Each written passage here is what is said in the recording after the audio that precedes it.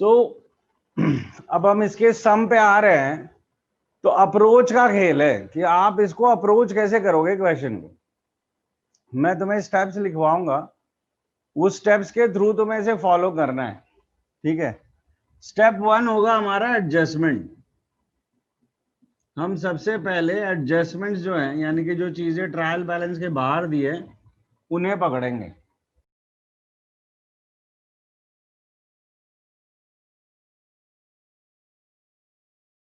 ठीक, so I am not writing the details over here, ठीक है। जो पर्टिकुलर अमाउंट वगैरह होता है वो लिख नहीं रहा हूं, आप लोगों को सभी कुछ लिखना है। तो एडजस्टमेंट 1 क्या है भाई, और सॉरी, लास्ट चैप्टर में हमने इसमें कुछ चीजें फिक्स कर दी थी, वो पॉलिसी आज भी रहेगी हमारी, ठीक है। क्या चीजें फिक्स की थी हमने?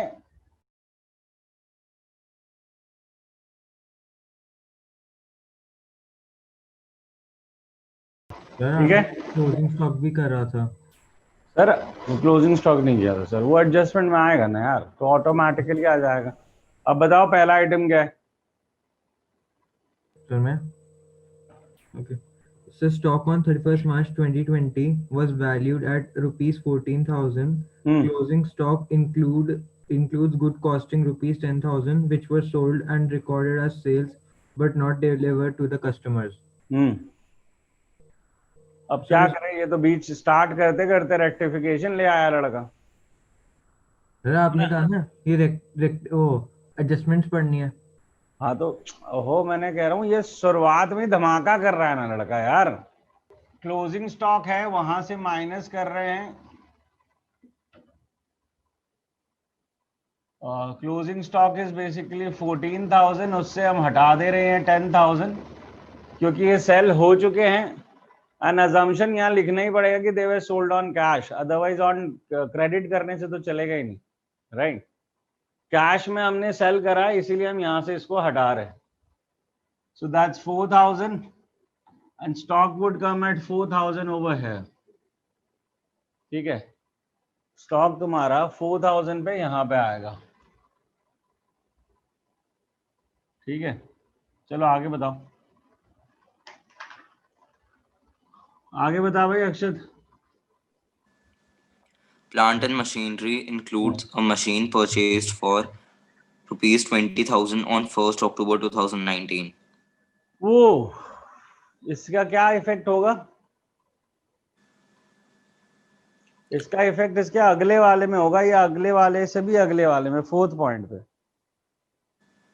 Depreciation हाँ, depreciation at 5% per annum is to be provided on all fixed assets. हाँ, तो यहाँ इफेक्ट होगा ना इसका।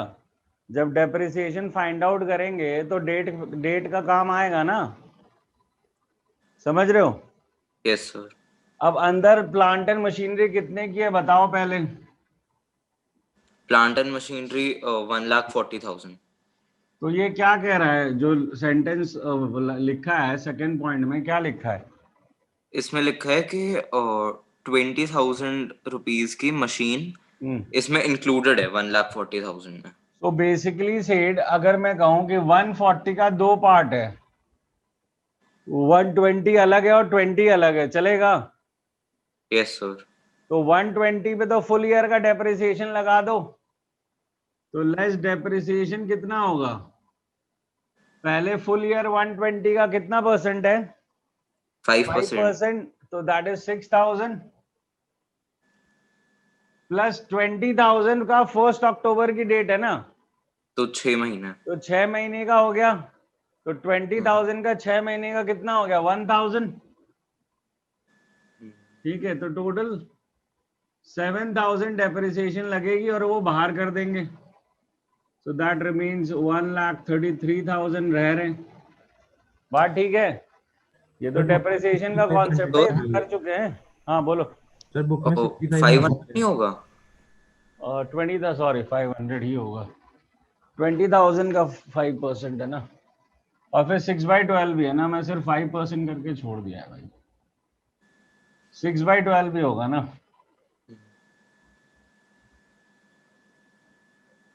ठीक है। अब ये हरदम याद रखना कि जब एडजस्टमेंट कोई भी पकड़ोगे उसकी डुअलिटी को नहीं छोड़ोगे। डुअलिटी का क्या मतलब हुआ, जो आपका सेकंड पॉइंट था वो एडजस्टमेंट नहीं थी, वो इंफॉर्मेशन थी। इसमें थोड़ा डिमार्केट करना, जो सेकंड पॉइंट था वो कोई एडजस्टमेंट नहीं थी, वो ऑलरेडी हो चुका है मेरी बुक्स में, उसके बारे में तुम्हें एक डेट बताई गई है, वो ऑलरेडी मेरे जो ट्रायल बैलेंस है उसमें 140 का पड़ा हुआ है, मतलब उसके खरीदने वगैरह की एंट्रियां हो चुकी हैं, हमें नहीं करनी कोई एंट्री, वो सिर्फ एक इंफॉर्मेशन थी। बट जो 0.4 है वो काम है, यानी कि वो एडजस्टमेंट है डेप्रिसिएशन। तो एक तो हम यहां ले गए डेप्रिसिएशन, दूसरा कहां ले जाएंगे, पीएनएल में दिखाएंगे ना। सो टू डेप्रिसिएशन ऑन और भी आइटम्स हो सकते हैं, इसलिए प्लांट एंड मशीनरी 6500। कोई दिक्कत है? मैं क्या कह रहा हूं कि अप्रोक्सीमेटली जो बाहर आइटम होंगे उनकी एडजस्टमेंट पहले ही कर दोगे, मतलब दो जगह जहां पहुंचना है वो साइमल्टेनियस पहुंचना है। आप वेट नहीं करोगे बाद में का कि बाद में करूंगा जी, पहले यहां लिख लेता हूं बाद में वहां लिखूंगा, ऑन द स्पॉट उसे दो जगह पहुंचने। ठीक है, क्लियर है आफ्ताब, सॉरी शर्मा जी, आपने पढ़ा 0.2 और 4, तो क्या आपका Yes, sir. ट्रांजैक्शन डन हो चुका है?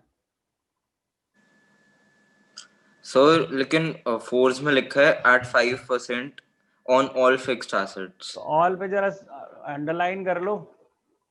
अब अंदर ट्रायल बैलेंस में देखो, ऑल के लिए और कोई है क्या? Fixed furniture. तो फर्नीचर पे भी फिर 5% लगाना पड़ेगा ना सर। Yes sir. कितना है फर्नीचर? 16,000। So 16,000 less depreciation, वही 5%, that's 800. So 15,200 and you need to come here for furniture, यानी कि depreciation साथ के साथ यहाँ दिखाओ, that is 800. और कोई है? बिल्डिंग। बिल्डिंग है, बिल्डिंग के साथ कोई एडजस्टमेंट है नीचे, वो भी चेक कर लो। किसी से कोई चीज रिलेटेड नहीं होनी चाहिए, सारी एक जगह ही खत्म करेंगे। नहीं है सर। बिल्डिंग कितने की है? 1,60,000। और उस पर डेप्रिसिएशन कितने का है? वही 5% है ना, तो दैट्स 8,000।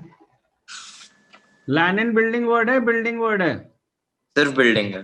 ओके। 1,52,000 ये हो गया। सो यहाँ पे बिल्डिंग की डेप्रिसिएशन भी ले आए हम, दैट इज 8,000। चलो आगे बोलो, और और कोई नहीं कोई है एसेट है? फिक्स्ड एसेट, और कोई नहीं है। चलो अब अगला पे आओ। तो देखो मैं साथ के साथ दोनों जगह कर रहा हूं, इस बात का ध्यान रखना, and I am not totalling anything, इस बात का भी ध्यान रखना। मैंने कोई टोटल नॉर्मली नहीं किया, ये आसान से दे दो कर दिया, मतलब इवन ऊपर नहीं कर रहा या इधर नहीं कर रहा, राइट? तो I won't total right now anything, directly हो गया तो वो फ्लो में हो गया, वो एक अलग चीज है। ठीक है, चलो बोलो अगला क्या है? Outstanding liabilities for wages of 1,200 and salaries 2,800. क्या करे इसका? तो ये तो liabilities में जाएगा। सबसे पहले वेजेस अंदर जाके खोजेगा, और अंदर से जो जो चिक पिक कर रहे हो ना, सबको एक स्मॉल टिक लगाते जाना सामने, क्योंकि अंदर की चीजें एक ही जगह एक ही बार जाती है कहीं। Wages 24,000 है। तो टू वेजेस यहाँ लिखने पड़ेंगे ना पहले, 24,000। इसमें salaries और wages को साथ में ले सकते हैं वैसे। क्यों ले सकते हैं ताऊ जी, वेजेस डायरेक्ट होते हैं और सैलरीज इनडायरेक्ट होती है, ठीक वो हम है। साथ साथ खिलवा रहा है उसको। हाँ भाई, तो इसमें प्लस होगा। और जब वो अलग अलग दे रहा है तुझे, तेरे कीड़े अलग जाग रहे भाई, मतलब वो अलग पूछ रहा अलग। था डाउट। आउटस्टैंडिंग पहले ऐड करने दे, कितना है? Wages 1,200 है। होल्ड कर, एक एक करके तो करूंगा। नाउ आउटस्टैंडिंग अभी का अभी उठा के यहाँ ला, तो मैं थोड़ा डिस्टेंस रख के लिखूंगा। Wages outstanding 1,200। मेरी ये बात ध्यान रख लेना, एडजस्टमेंट साथ के साथ ट्रांसफर हो जानी चाहिए दूसरी वाली, कोई सेकंड थॉट, कोई वेटिंग टाइम नहीं है इसके लिए तेरे पास। पहला किया, पहले के बाद दूसरे पे जाना ही जाना है, ठीक है? फिर आ जा टू सैलरीज, कितनी है वो अंदर, 40,000 करो हाँ 40,000 और उसे टिक कर लेना अंदर ट्रायल बैलेंस में, क्योंकि एक बार आ गई तो और कहीं नहीं जाती। और और आउटस्टैंडिंग कितना है? Outstanding 2800 2800। So that's it. So that's 42,800. तुरंत उधर जाऊंगा, सैलरी आउटस्टैंडिंग लिखूंगा, ठीक है, that's 2800। फिर क्या है? और कुछ नहीं। खत्म है, चल नेक्स्ट बोल भाई। अच्छा हाँ हाँ Angad, The write off bad debts rupees 1500. क्या करेंगे इसके लिए? मतलब ट्रेडिंग पीएनएल में, मतलब पहले हम वो लिख देंगे डेटर्स। डेटर यहाँ लिखेंगे सर, डेटर यहाँ आते हैं बैलेंस शीट में। डेटर 60,000 के लिखेंगे, लेस बैड डेट करेंगे, इससे बाहर 1500 के, बचा 58,500 और बैड डेट साथ के साथ फिर लॉस में दिखाएंगे, क्योंकि डेटर से तो माइनस होना है, दूसरा लॉस में दिखना है, तो to bad debt, that is 1500। अंदर कोई बैड डेट है तो देख रहा हूँ, यस सर। तो अंदर वाले ऐड होंगे इसके साथ, तो 2000 के बैड डेट्स अंदर। तो दैट्स बेसिकली 2000 को तो यहाँ ही आना है और 1500 और आ गए, सो टोटल 3500। यही कह रहा था उस दिन कि बैड डेट की ट्रीटमेंट क्या होती है, जो बाहर वाला है उसकी दो ट्रीटमेंट होगी, एक यहाँ और एक यहाँ। जो अंदर वाला है वो तो एक ही जगह जाएगा ना, तो वो यहाँ आ गया directly, bad debt is a loss, ठीक है। तो जबकि दोनों यहीं आने हैं तो जोड़ देते हैं, अलग अलग लिखना चाहो तो बेवकूफी सी नहीं लगेगी, दो बार टू बैड डेट लिख रहे, तो इकट्ठा कर दो, ज्यादा सेंसिबल है ना। कि कोई दिक्कत है? नहीं ना? चल भाई आगे बोल आफ्ताब। सॉरी, हाँ कोई भी बोल दे यार, कोई फर्क नहीं पड़ता, बोल। Insurance premium paid in advance 400 rupees. क्या करें इसका? Insurance premium paid in advance 400 rupees. तो ये करंट एसेट्स। इंश्योरेंस लेके आओ, इंश्योरेंस खर्च है, अंदर के आइटम से पहले लिंक करना सीखना होगा। तेरे को इंश्योरेंस अंदर दिख रही है कहीं? इंश्योरेंस प्रीमियम, हाँ 3000। तो टू इंश्योरेंस प्रीमियम 3000 यहाँ लिखेंगे, और ये क्या है, प्रीपेड है ना? हाँ जी। तो प्रीपेड करेंगे, माइनस कितना है? 400। तो यहाँ आ गया 2600। और प्रीपेड इंश्योरेंस क्या होता है? एसेट। एसेट। दूसरी तरफ एसेट में दिखाएंगे साथ के साथ। समझ में आ रही है बात? Yes sir. चल भाई अगला बता, और क्या है? सर आपको कैसे पता कि जो इंश्योरेंस प्रीमियम है इसमें आगे का भी मिला के दिया हुआ है? बट ऑब्वियस, प्रीपेड कहाँ से होगा? जो हमने पहले पेमेंट की है उसी में से तो प्रीपेमेंट्स होंगी ना। जो ट्रायल क्या दिखाता है, जो तुम्हारी पुरानी एंट्रीज का सम अप है, तो वो इंश्योरेंस प्रीमियम अकाउंट आया कहाँ से होगा? Okay sir. चल भाई Aftab. 80% of the commission earned was received and credited to the commission account during the year. क्या चीज है ये? Commission 6,000 है। हाँ, तो 80% of the commission earned was received and credited to commission account during the year। इससे क्या निकालते हम? ये 6,000 जो है वो 80% है। 6000 जो है वो 80% है, मतलब कमीशन हमने जितना सही कह रहा कमाया। है, मतलब वैसे तो इक्वेट सही कर रहा है कि हाँ। 6000 is 80% and we haven't received the rest of 20%, जो थोड़ी कॉम्प्लिकेटेड सी मैथ्स हो जाएगी। दैट इज 6000 बाय 80 into 20 करेगा तो निकलेगा। हाँ यही होना ये मैथ्स चाहिए। आ जाएगी तुझे? हाँ हाँ यही होगा। यही नहीं तो एक्स वैक्स ले लेना, है ना? कि हाँ कुछ हो जाएगा। 6000 इज इक्वल टू व्हाट? अरे सर वो 100 अपॉन हाँ बोलो। डिवाइडेड बाय 4 into 1 है ना, वही तो उसने क्या था, डिवाइड बाय 80 into 20 क्या होता है? तो उससे वो इजी हो जाता है ना। जैसे बताना मुझे एक बार फिर से, मैं समझ नहीं पाया तुझे। मैं अभी थोड़ी सी 1 मिनट प्रॉफिट के लिए जगह छोड़ रहा हूँ, एक्सपेक्टेड प्रॉफिट लेके। मतलब तू कह रहा है बाई कमीशन यहाँ लिखो 6000। How did you get this 1/4 thing? नहीं मतलब 6000 अगर अगर तू लाया तो 20/80 से ही है ना 1/4। हाँ जी, हाँ जी। हाँ ठीक है, फिर ठीक है। हाँ मतलब अपने दिमाग में 20/80 करके प्लस अक्रूड यहाँ पे हम करेंगे, पर वो इनके लिए लिख के तो मैं यही दिखाऊं ना अभी यार, वो भरे तो दिस इज बाय 80 into 20 कर रहे हैं हम बेसिकली। अब एक बार लिख के दिखाने के लिए तो यही रहने दे। Basically you can directly take 1/4 in your brain, ये कह सकता है डायरेक्टली यहाँ 1/4 ले सकता है। So that is 1500 is accrued, so that 7500। ठीक है। अब मैं कह रहा था कि इसको x की तरीके से भी ले सकते हैं ना। This is 80% of the total amount, total को x ले लो, ठीक है। So x plus 20 sorry x minus 20% of x is equal to 6000। तो उससे भी x से भी निकाल सकते हो, बट ये यूज कर सको तो इससे बेटर कुछ है नहीं, उसमें टाइम बड़ा लगना है x लेके। मतलब यहाँ पे ये जो कह रहा है 80% of the commission earn was received and credited to the commission account, या फिर सीधा ले लो 80% of x is equal to 6000, है ना, तो वो x निकल जाएगा। That is 80/100 x is equal to, या 8/10 x इज इक्वल टू 6000 ले लो, उससे निकल जाएगा दूसरा तरीका। या ये वाला तरीका है जो थोड़ा सा दिमाग सही लगता है।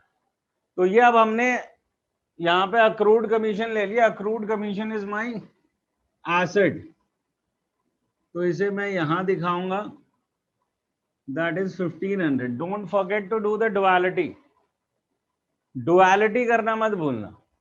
और ये मैं बता दूं, ये जो अभी तुमने काम कर लिया है 80% of the question has been done, मतलब as far as marks is concern तुमने 80% मार्क्स ले लिए। अब जो है 10% 20% मार्क्स बचा हुआ है, समझ ले 20%।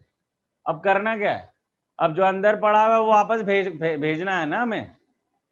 यही तो काम है कि अंदर जो बचा हुआ है वो भेजना है हमें अब, और तो काम नहीं है। वो काम तो हम पिछले चैप्टर से करते आए, उसमें नया क्या कर रहे हैं। पर इसमें भी थोड़ी स्ट्रैटेजी रखना है। स्टेप 2 जो होगा that would be trading account items only. So Angad मुझे बताना सिर्फ ट्रेडिंग अकाउंट के आइटम, स्टार्टिंग से पढ़ो आप डेबिट बैलेंस से, कि डेबिट बैलेंस में ट्रेडिंग अकाउंट के लिए क्या है। जैसे पहले ओपनिंग स्टॉक गिवन है आपको 50,000 का, उसे टिक करो, जो जो करते जाओ उसे टिक कर देना, और पुराने वाले उसी वक्त टिक अगर कर दिए होंगे तो उसे देखना मत। जब हमने पुरानी चीजें ली थी उसे टिक कर दिया होगा तो उसे देखना ही मत अब। सो एक तो ओपनिंग स्टॉक हो गया, दूसरा क्या है भाई, परचेजेस, परचेजेस कितनी है, 2,40,000 परचेज रिटर्न है, उल्टी तरफ दिखेगा। सर, 2,000 का है। दोनों को टिक लगाते चलना, खत्म करना है हमें सब कुछ। अब बताओ ट्रेडिंग अकाउंट रिलेटेड कुछ और है अंगद? सर बता रहा हूँ एक सेकंड। सो बेसिकली अभी हमारे को कुछ दिख रहा है क्या? वेजेस हमने कर लिए, telephone, general insurance, there is nothing left. हमने सेल्स और सेल्स रिटर्न भी ले लिया था, तो there is nothing left. A general analysis could guide you to this the situation that there is a gross profit। ये तो पता दिख रहा है ना तुम्हें। एक थोड़ी जनरल एनालिसिस करोगे तो दिख जाएगा कि सेल वे अबव है। टेलीफोन चार्जेस और इलेक्ट्रिसिटी चार्जेस भी No तो sir, हैं no sir, इसमें। they're not gonna come here. You can see the list of direct expenses. देखो, it won't come there. अब यहाँ पे हम लिख देते टू। अब हमारे को यहाँ पे एक अप्रोक्सीमेशन मिल गया कि ये ग्रॉस प्रॉफिट सीडी होगा, और ये यहाँ पे बाय ग्रॉस प्रॉफिट बीडी होगा। तो मेरी जगह की मैनेजमेंट मैं समझ गया, मैंने कुछ करना नहीं है टोटल वोटल, मैंने बस एक जेनरिक आइडिया लिया, दोनों तरफ की अमाउंट को देख के मुझे समझ में आ गया यहाँ ग्रॉस प्रॉफिट आना। मैं ग्रॉस प्रॉफिट लिख के आगे बढ़ रहा हूँ, टोटलिंग तो मैं एंड में करूँगा। ठीक है, तो ये स्टेप 2 हो गया मेरा। स्टेप 2 का फायदा क्या हुआ, ये जो जगह की मैनेजमेंट है वो समझ में आ गई मुझे। स्टेप 2 का फायदा क्या था कि मुझे जगह की मैनेजमेंट समझ में आ, अगर सपोज ग्रॉस लॉस होता तो मुझे यहाँ लिखना पड़ता, तो मुझे जगह मैनेज करनी पड़ती ना। ठीक है, अब step 3, that is rest amounts और रेस्ट आइटम्स टू पीएनएल और बैलेंस शीट, क्योंकि ट्रेडिंग तो खत्म कर दिया है। तो 1 बाय 1 अब आइटम देखो और जहां जाता है भेजो पीएनएल या बैलेंस शीट में। अक्षर बता क्या क्या है बचा, डेबिट साइड से बता।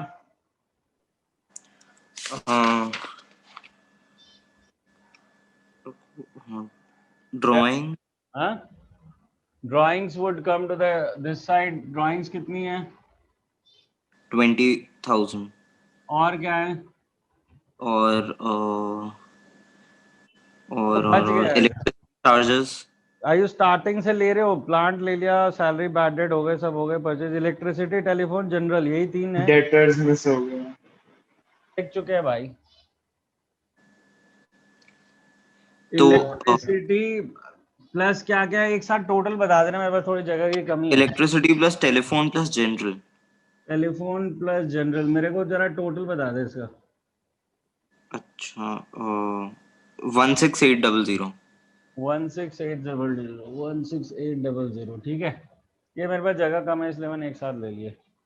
अब और कुछ बचा है डेबिट साइड पे? Cash in hand and cash in bank बचा है ना अब, यस सर। तो उसको बेच के खत्म करते इधर। Cash in hand and cash at bank बताओ कितना है? 6,400 और 95,000। अब मेरे ख्याल से डेबिट बैलेंस में कुछ नहीं बचा है ना हमें जो भेजना है कहीं पे। नहीं। तो अब क्रेडिट साइड पे आ जाओ, वहां देखो कुछ बचा है क्रेडिट बैलेंस में, कुछ बची चीज है? कैपिटल कैपिटल इटसेल्फ 3,20,000 और क्रेडिटर्स। क्रेडिटर्स आ गए यहाँ पे। वैसे ऊपर लिखना चाहिए था, चलो कोई खास फर्क नहीं पड़ता इन बातों से अभी आपके लिए। क्रेडिटर्स कितना? 80,000। 80,000, फिर कमीशन। डन। हो गया। हाँ। Bad हो- debt bad bad recovery. Debt recovered is the last thing, right? तो बाय बैड डेट रिकवर्ड ये कितना है?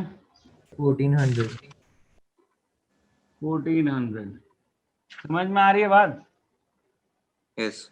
स्टेप जो है इसको ध्यान देना जरा, समझ रहे हो? ये स्ट्रैटेजी है तुम्हारी इन तरह के क्वेश्चंस को। यहाँ लोकेशन का खेल है, जो एडजस्टमेंट है उनका खेल है। बाकी चीजें तो आप नॉर्मली डाल रहे हो ना, इसमें कोई एक्सेप्शनल थोड़ी पॉइंट हमने ऑन किया है। तो नाउ लेट्स सी दिस। तो the total of the side is 4,67,800, है ना?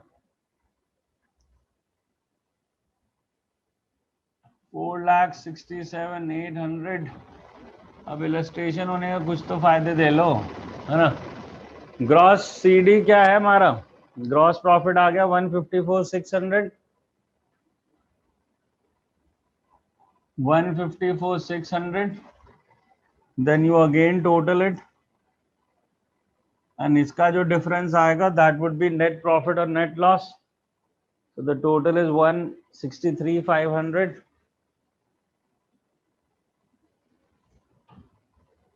163,500, and you get net profit 82,500. So to net profit 82,500 transfer to capital account. ये फिर ऐड होगा यहाँ आके, add net profit 82,500. This was 3 lakhs. 3,82,500. Now this should match. समझ में आ रही बातें? 4,66,500.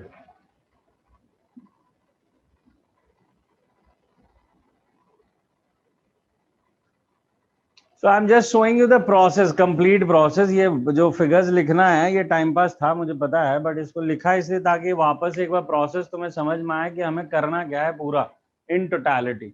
ये अब एक टोटल क्वेश्चन हो गया जिसमें हमने स्टेप्स फॉलो किए। सबसे पहले क्या किया, हमने सबसे पहले एडजस्टमेंट पकड़े और ये ध्यान रखा कि एडजस्टमेंट के जो डुअल इफेक्ट है वो ऑन द स्पॉट हो पाए, इसीलिए हमने पहले दोनों बना के रखे हुए थे। हम एक एक करके नहीं बना रहे थे, यहाँ पे हम ट्रेडिंग, पीएनएल, फिर बैलेंस शीट बनाएंगे, इसमें नहीं लगे हुए थे, नहीं तो बेटा बवाल हो जाएगा, कुछ ना कुछ छूटेगा ही छूटेगा 100%।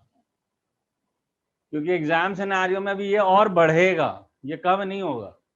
This was the minimum possible, but ये है कि इसमें जितनी एडजस्टमेंट थी ना वो गारंटेड एग्जाम में आएंगी। मतलब ये जितनी भी एडजस्टमेंट चाहिए एग्जाम में नॉर्मल है आना इनको, मतलब आउटस्टैंडिंग, डिप्रिसिएशन, जो भी साथ पढ़ाई मैंने, ठीक है। तो सबसे पहले हमने एडजस्टमेंट पकड़ा, दोनों जहां पॉसिबल है वहां फेंका उसे।